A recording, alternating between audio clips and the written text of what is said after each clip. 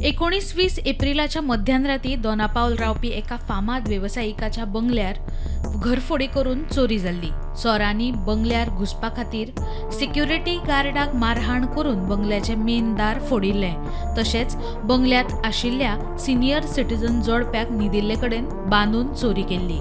घडणूक उक्ताडार येना फुडें पणजी पुलिशेन घडणूक थळार धांव मारिल्ली।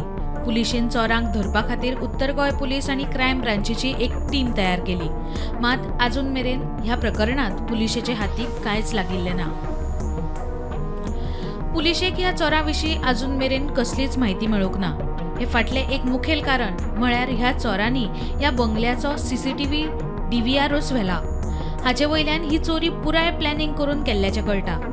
इलेक्ट्रॉनिक सर्वेलन्स डाटा वरवीं लेगीत पुलिशेक कांयच म्हायती मेळिल्ली ना।